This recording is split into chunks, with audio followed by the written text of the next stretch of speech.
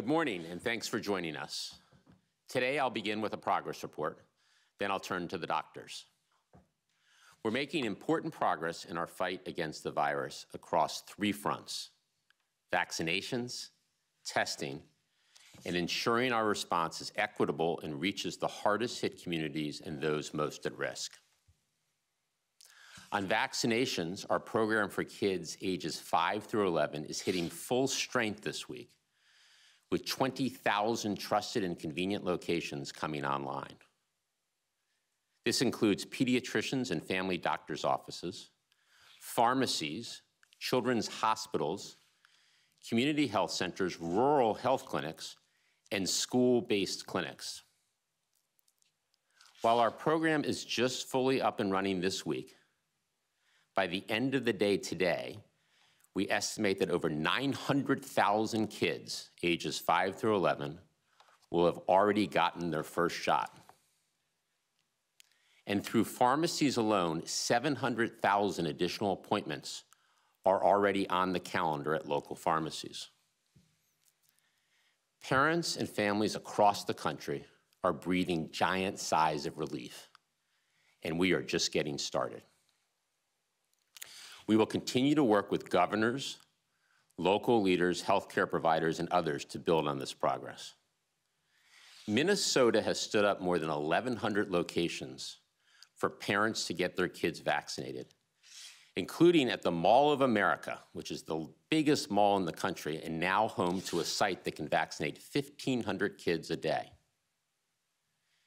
Across the country, 114 children's hospitals are now offering vaccinations and engaging their communities, with many hosting family-friendly vaccination events featuring stickers, pets, and stuffed animals. We're helping states meet parents and kids where they are through FEMA-supported mobile clinics from Asheville, North Carolina to Florence, Oregon. And this week alone, New York City has over 1,000 clinics planned at schools, including early morning hour clinics before the work and school day begin. Next, in addition to the new program for kids ages 5 through 11, we remain focused on vaccinating unvaccinated individuals. Looking at the last 7 days alone, we're averaging about 300,000 first shots per day. That's the highest 7-day total in almost a month. The simple truth is that vaccination requirements are working. In fact, vaccination requirements have helped reduce the number of unvaccinated Americans ages 12 and older by almost 40%, from about 100 million in late July to under 60 million now. Vaccination requirements get more people vaccinated, strengthen our economy, and help continue us on our path out of the pandemic. Next, on booster shots, which add an important layer of protection. In total, over 25 million Americans have now rolled up their sleeve to get the enhanced protection of a Pfizer, Moderna, or J&J boost. So our boosters program is running strong. Stepping back across the past week, we've administered over 9 million total shots in arms. 9 million shots in arms. That's the highest one-week total since before the summer 5 months ago. It's clear that our efforts to help parents get their kids vaccinated, to vaccinate the unvaccinated, and to get boosters to eligible Americans are driving significant progress in our battle against the pandemic. Next, on testing. Today, we're taking another step to expand access to rapid diagnostic tests administered at doctors' offices, hospitals, and other healthcare settings. HHS is investing $650 million from the American Rescue Plan to provide manufacturers of point-of-care diagnostic tests advanced purchase commitments so that these manufacturers can scale up their production. Today's action builds on our $3 billion investment to increase the production of at-home tests, 4 new over-the-counter at-home tests authorized by the FDA since the start of October, as well as other actions by the FDA and NIH that will increase testing options and decrease prices for consumers. The bottom line, we've made significant progress on increasing overall testing capacity since late summer, including by quadrupling the available supply of at-home tests to over 200 million per month, starting next month. Last, on ensuring our response is equitable and reaches the hardest hit communities and those most at risk. On his first full day in office, the President took historic steps to center our COVID-19 response around equity, and he established the COVID-19 Health Equity Task Force. The President's leadership and our intentional, constant focus on equity has produced significant results. We've effectively closed gaps in adult vaccination rates by race and ethnicity. The most recent Kaiser Family Foundation survey showed that 73% of Black adults, 72% of white adults, and 70% of Hispanic adults had gotten at least their first shot by mid-October. We know we have more work to do, but this is significant progress we can build on. Earlier this morning, I received the final report from the COVID-19 Health Equity Task Force, which will help us do just that. The report includes recommendations on how we can continue mitigating health inequities caused by COVID-19 and further advance equity in our response. I want to thank the whole task force for their thoughtfulness and expertise in the development of this invaluable report. And I especially want to thank Dr. Nunez-Smith for her outstanding leadership. With that, let me turn it over to Dr. Nunez-Smith. Thank you so much, Jeff. And good morning to everyone. Really a pleasure to be with you. As Jeff just noted, equity has been at the center of President Biden's COVID-19 response from day one. And through our work these past 10 months, we've shown in COVID-19 health equity, it's not just aspirational, it is achievable. Today, I did have the privilege to submit the Presidential COVID-19 Health Equity Task Force final report to Jeff. And the report is a manifestation of a vision that started with President Biden and with Vice President Harris. By way of origin, during the Vice President's last year in the Senate, she introduced a bill that became the blueprint for this task force. She knew then that the voices of public health experts, practitioners, and community leaders together could be a powerful driver for health equity in this pandemic. And the President also saw the critical importance of this focus on equity. Just as Jeff mentioned, that very first full day in office, he issued that executive order. It called for a whole of government effort to reduce inequities in COVID-19 prevention, treatment, and across a response as a whole. And it is that vision, it is that leadership at the top that makes it possible for us to say today that this task force has done something that is truly powerful. The administration fully recognized that the most affected groups are often the first to be forgotten, especially when resources are in short supply. COVID-19 made it clear that in this country, a person's zip code is a stronger driver of their health than their genetic code. And so we set out to find ways to acknowledge, to address, and overcome those social, those structural drivers, and forge a path forward rooted in what is fundamentally fair. And so the work of the task force, this group systematically advanced 317 recommendations. 55 of those are prioritized and highlighted in the body of the final report, along with 5 proposed priority actions that will help accelerate that vision for change. Investing in community-led solutions to address health equity. Enforcing a data ecosystem that promotes equity-driven decision-making. Increasing accountability for health equity outcomes.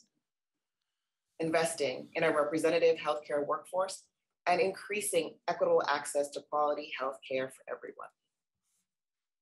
And recognizing just the need for continued coordination and implementation and leadership of the task force recommendations.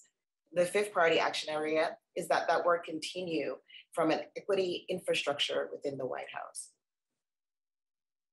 This is a historic slate of recommendations. And it's remarkable that they were developed really within just 8 months since our first meeting. I'm also extraordinarily pleased to report that the administration has already begun action aligned with an estimated 80% of the prioritized recommendation. And much of that action has been achieved through the White House COVID-19 response and agencies across the federal government, underscoring that whole of government commitment to equity. And as Jeff noted, the gaps that once existed in vaccination rates among Black, white, and Latinx adults has closed. The latest CDC National Immunization Survey that was completed at the end of October that mirrors the data we've seen from the Kaiser Family Foundation, from the Pew Research Center, also from Gallup. These data collectively tell the story of what is possible when you begin and commit to equity at the center.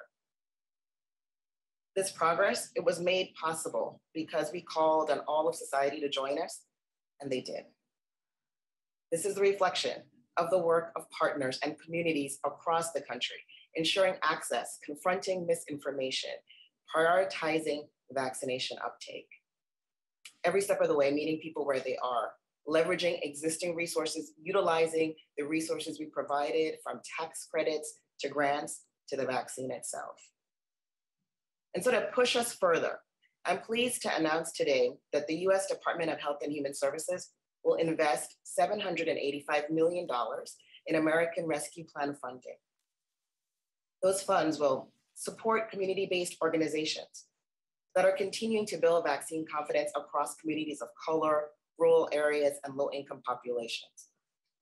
Those funds will support tribal communities leading the way in mitigating the spread of the virus. We'll also protect individuals with disabilities from infection and the ramifications of the pandemic. And will allow us to continue our mission to build a more diverse and sustainable public health workforce, including by establishing a new innovative apprenticeship program to train thousands of our COVID-19 community health workers and prepare them for high-skilled, long-term careers in public health.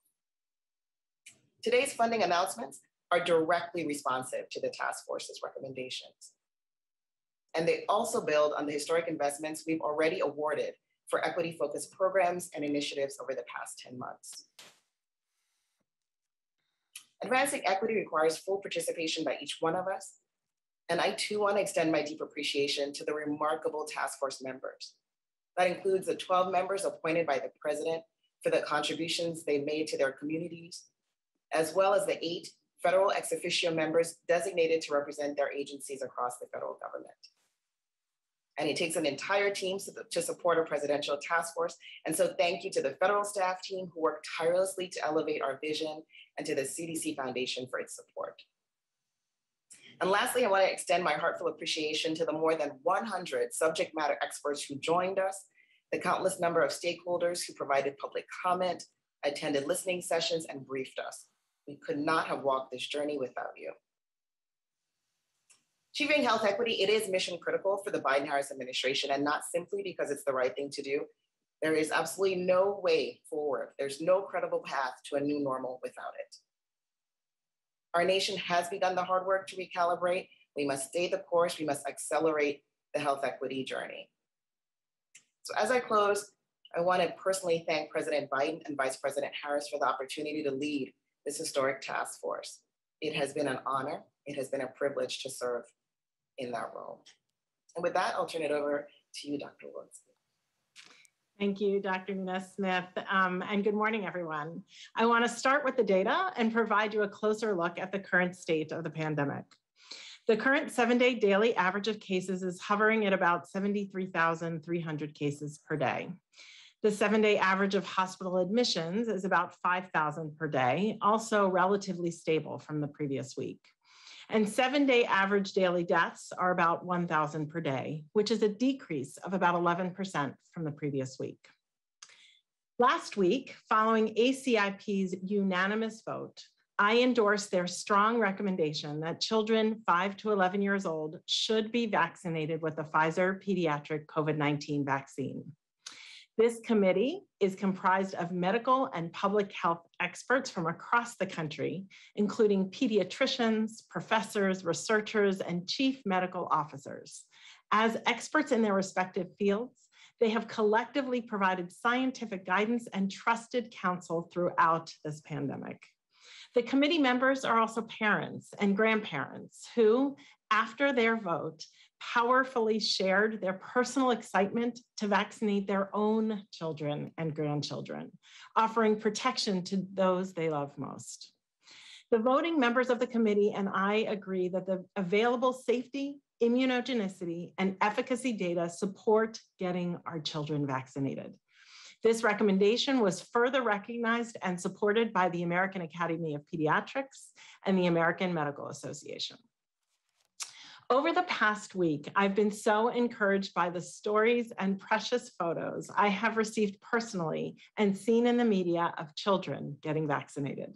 I'm hearing from parents who are breathing a sigh of relief that their younger children, ages 5 and up, are now able to be protected against COVID-19. And I am seeing the joy in children who are excited to get vaccinated as a critical next step in getting their life back to normal. Still, I hear questions from some parents. Is the vaccine safe? What are the risks of COVID-19? Should I vaccinate my own child? Today, I want to answer some of those questions for you. On this slide, we have a list of several vaccine-preventable illnesses in children. CDC currently recommends vaccinating children against hepatitis A, meningococcus, and varicella, the virus that causes chickenpox. These decisions were made because of the risk of these infections to our children. In fact, as you can see here, in the years prior to the recommendation for hepatitis A, meningococcus, and varicella vaccination, the average annual reported deaths from these infections were 3, 8, and 16, respectively. All of those numbers are far lower than 66, the number of deaths we have seen from COVID-19 in children 5 to 11 over the past year. What is clear is that COVID-19 poses a significant risk to our children, with more than 2 million cases reported in children 5 to 11 since the start of the pandemic, and 66 deaths over the past year, as well as the risk of additional complications like MIS-C and long COVID. While children remain more resilient than adults to this virus, they still remain at risk, and with the help of vaccines, we can prevent COVID-19 and many other diseases that were once fatal. COVID-19 vaccines for children have the potential to protect more than just our children's physical health. We have seen the ways this pandemic has threatened the social and emotional well-being of our children. For many children, school has been a safe and enriching environment. For this past year and a half, many children have felt the effects of school closures, outbreaks among students and school staff, and ultimately changes in their normal school environment due to COVID-19. At the beginning of the school year, I made it clear that it was our goal to return to in-person learning. With our prevention strategies in place and with vaccines now available together, we can help protect our children and keep them in school for in-person learning. Pediatric vaccination holds the promise of protection for our children, their families, and our communities. And to the 60 million Americans ages 12 and older who are not yet vaccinated, and to the 28 million children 5 to 11 who are now eligible, I strongly encourage you to roll up your sleeves and get vaccinated today. Thank you. I'll now turn things over to Dr. Fauci. Thank you very much, Dr. Walensky. What I'd like to do for the next couple of minutes in the context of a recent announcement from the Pfizer company about an antiviral drug is to put this into some perspective and just briefly outline for you where we are in our advances in our strategy in the development of antiviral therapy for COVID-19. Next slide. The underlying strategy is to identify vulnerable targets in what we call the replication cycle of the virus, and then to either screen, but importantly, to design drugs to inhibit those vulnerable targets. Next slide. This is a slide that looks somewhat complicated, but it really simply tells us the big circle is the cell in the body, such as the cell in your upper airway, nasopharynx, and lung. And at each point, you see the smaller circle is the virus. there are processes within the replication cycle that are vulnerable to inhibitors, such as those highlighted in yellow: protease inhibitor, polymerase inhibitor, entry inhibitor. Let's take a look at one of these. Next slide. And that is the polymerase inhibitors. As we all know, just a little while ago, next slide, the Merck company together with Ridgeback showed clinical data that they announced of a very impressive placebo-controlled trial of around 1,500 people in which the DSMB stopped the study after 775 people because the endpoint of preventing hospitalization or death was met, in which there was a 50% decrease in hospitalizations or death in the treatment versus the placebo arm, with 8 deaths in the placebo and no deaths in the treatment arm. Of note, the federal government, particularly the NIH and the Defense Threat Reduction Agency, did the basic research funding in academic institutions like the University of North Carolina and Vanderbilt and the University of Alabama at Birmingham to do the research that led to the companies doing an extraordinary job in developing these antiviral therapeutics. Next slide. And now most recently, we hear of the development of a protease inhibitor. Next slide. And that is the Paxlovid, or the protease inhibitor from Pfizer company. And again, as you know, just a few days ago, the results of a placebo-controlled trial of around 3,000 people was done, and a very, very impressive 89% reduction in hospitalizations or death was seen in the treatment arm compared to the placebo arm, with 10 deaths in the placebo arm and no deaths in the treatment arm. This is an orally administered antiviral similar to the molnupiravir, which when given within 3 to 5 days of the initiation and recognition of symptoms has this important clinical effect. Again, next slide. The US government did play a role in the development. For example, early consultations with Pfizer referring to researchers providing screening methodology, in vitro testing, and the NIH-led Accelerating COVID-19 Therapeutic Intervention, or ACTIVE team, generated the clinical trial protocol. So all of this is good news in that we now have one with already has an EUA and one putting in for an EUA to have an orally administered antiviral therapy. I want to close with the last slide next, which is an important message. Although antivirals are promising, we must be sure to get our population vaccinated. Antivirals, as good as they are not our first line of defense against COVID-19, because we all know it's much, much more important to prevent an infection than it is to treat. Obviously, if a person gets infected, it is critical to get them good treating. You saw the data that showed 50% to 89% diminution in the risk of hospitalization. The way you get a 100% decrease in the risk of hospitalization is to not get infected in the first place. And finally, get your booster shot when it is your turn. Back to you, Jeff. Well, thank you, Dr. Fauci. Let's open it up for a few questions. Kevin? Thanks, and we only have time for a few questions today. First question, let's go to Erica Edwards at NBC. Hi, yeah, thank you so much. I wanted to go back to the number of kids ages 5 to 11 who've been vaccinated. Where did those numbers come from? What was the source? And is the CDC confirming those numbers? Good. Well, thank you for that question. As you know, we've talked about several times, the program for kids 5 to 11 is a new program with new sites and specialized doses being shipped out to those sites. Many of the places that adults go to get vaccinated are not the right places for kids 5 to 11. So we're bringing on the 20,000 sites that we've talked about, including children's hospitals, pediatricians, family doctors. So many of these are new locations, and therefore it takes time for them to come online to begin to give doses to kids, and also to begin to report. So to estimate how many 5 to 11-year-olds have received a first shot, we collected data directly from vaccine partners, including the pharmacies and state and local and health officials. We ran an analysis of those numbers, including numbers that states are beginning to share publicly. So some states do have on their websites the public information.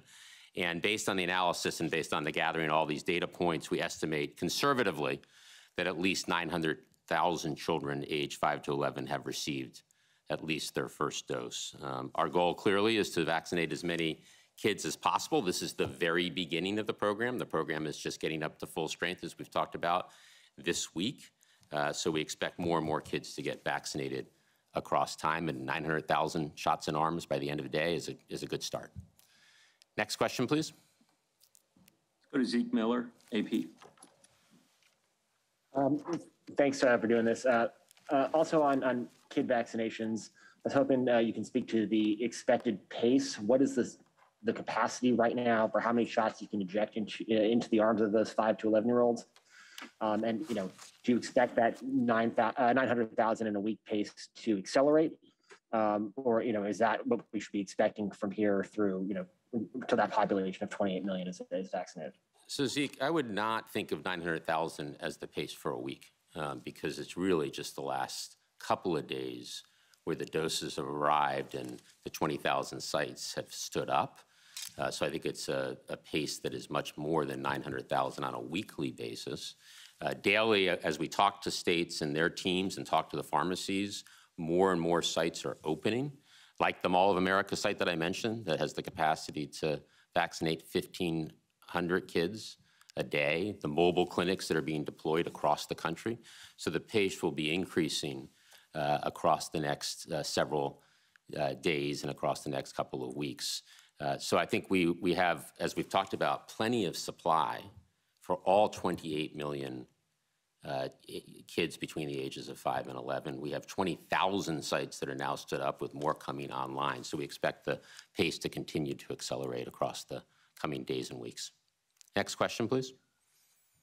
Diane Haslett, ABC News. Hey guys, thanks for taking my question. States like Colorado have gone ahead and urged everyone over 18 to get boosters as cases spike. We have repeatedly heard from this team that we're not going to boost our way out of the pandemic. So I wonder, will this approach work? Do you encourage other states to do this ahead of the winter? Dr. Walensky. Yeah, thank you so much for that question, Diane. First and foremost, we want to get everybody who's eligible to be vaccinated, who has not yet been vaccinated, to get vaccinated. That, I think, is the most important in terms of preventing hospitalizations and death and infection in and of itself. For those who are eligible for a boost now, we would absolutely encourage that they get boosted, those over the age of 65, certainly those with comorbid conditions, and then people who work and live in high-risk settings. And then I would say to really get our adolescents vaccinated and our younger population, our newly eligible 5 to 11-year-olds. And I think that will very much help us in preventing some of these surges that you're hearing about. And as you likely know, FDA is currently looking at the data for expanding boosters to all populations. Just to add a few numbers, as I mentioned earlier, more than 25 million Americans have rolled up their sleeve and gotten a booster. And that's clearly a very strong start to the program. For the Pfizer eligible 65 and older, because as you know, Pfizer was authorized by the FDA and CDC earlier, several weeks ago. Close to half of those who are eligible 65 years and older have gotten their booster, so that's real progress. This month, so far, we're averaging close to 800,000 booster shots in arms per day. That's up about 50% from October. So lots of progress. And as Dr. Walensky said, we encourage everyone who's eligible to get their booster soon. Next question, please. Tom Howell, Washington Examiner. Hey, how you doing? Tom Howell, Washington Times. You talked about how hard it is to put a number on the vaccinations needed to reach what we call herd immunity and how that number will be determined if and when it happens. So I want to know if you can clarify the scientific goal behind the workplace mandates that increase uptake of the vaccines. Is the goal to keep more workers healthy and on the job, keep hospitals clear and running, that kind of thing? Or is the goal to decrease transmission in and around the workplace, given the shots do provide some level of protection against infection, but that protection took a bit of a hit from the Delta wave? Thanks. Well, I think it's all of the above, and I'll turn to Dr. Fauci and Walensky for anything they'd like to add.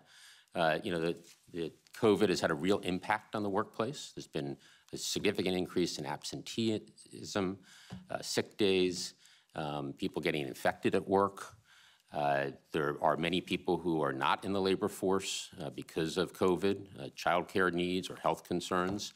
So it's really important that people feel like they have a safe and healthy work environment, and people being vaccinated or along the lines of the OSHA rule, being tested a minimum of once a week is really important for workplace safety, for our economy, and for us beating this pandemic.